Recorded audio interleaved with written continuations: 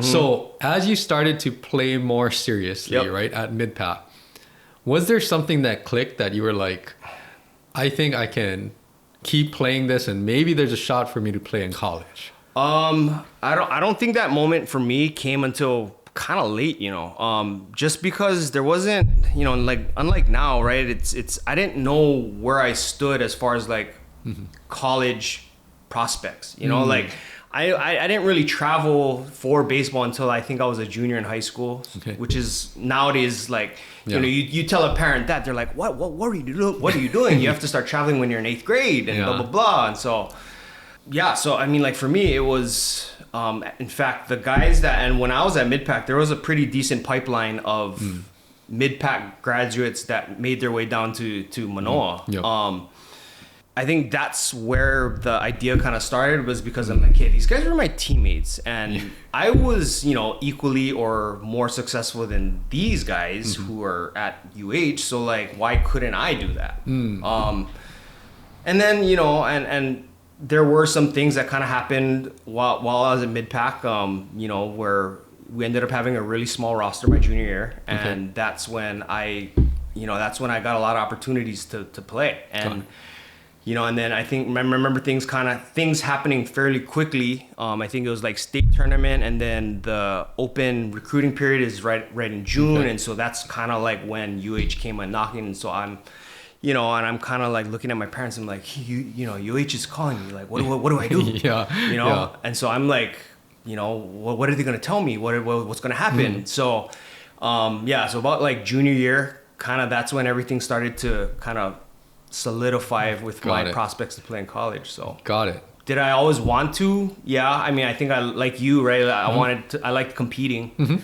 So the longer I can compete, the better. That's interesting, because like I'm sure that there were showcases and things like that when we grew up, but it was very rare. Like a lot of even athletes that I know that went on to play college, a lot of them did not do many, like what it is like today, right? Of course. No. So kind of thinking about that too, just seeing some of the people that came right before you, right? Seeing them having success at the next level, that kind of helped you to kind of formulate this vision, right?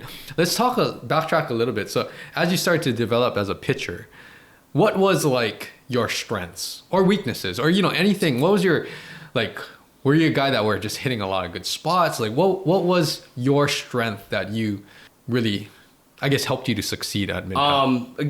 Just like big fastball, that's kind of what I was always that, like, that's kind of was my game. I always preach to my pitchers, like, what is your game? I think a lot of fighters talk about that. It's like, what is your game? Are you a grappler? Are you a, one punch knockout artist? Are you a cardio guy like Max? So my game was just like, I just had a big fastball and I was going to try and see if you could hit it. And in Hawaii, that's huge, because as you know, like, even I played high school baseball, right? Like the time that we saw someone that was throwing like 90, I was like, oh man, what is this? It's like in Hawaii, we don't see that, right? So if you have that big fastball, you do have an advantage in Hawaii. You do. But again, like, I think what happened with me is that it hindered parts of my development.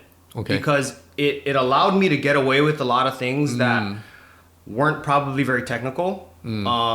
Things that weren't very, again, like, I didn't really have a good changeup until I got to college. Got it. I could spin the ball kind of, like, my breaking ball was okay. But, would I have probably benefited from learning those things earlier? Definitely. Yeah. But, and then the delivery kind of would get away from me, and then that's when I get hurt, and that's when a lot of the stuff we're going to get into starts. Yes. Yeah. So before we get into the injury, so is there anything that helped you to develop that fastball besides just wanting to compete and just grip it and rip it? Was there things that you did outside, like strength and conditioning, or what other types of things do you think helped you to have that good fastball? And I think nowadays there are opposing viewpoints as to like what the best modality for it is. I was a long toss guy. So I was a guy that, granted, I thought it was fun, which sounds kind of weird, but like I had fun trying to see how far I could throw a ball. Good or bad, but I feel like that was one of the big indicators for me, or that was one of the big things that I did fairly regularly that I think helped to contribute to like a better fastball than most. You know, I think you have a lot of people nowadays that are going to say, well, I think, you know, because you're a pitcher, you need to stay within 120 feet. You need, you know, if you're going to really try and develop some arm speed or some arm strength, you know, you just try and speed up the baseball inside of that 120 feet as fast as you can. Yeah, but for me, it was just like, I want to see if I can throw that ball over that fence. Yeah. Long toss is always, you know, something that, it's a very polarizing subject. Yeah. But no, that's interesting to hear some of these little, you know, parts that helped you develop your pitching game, right?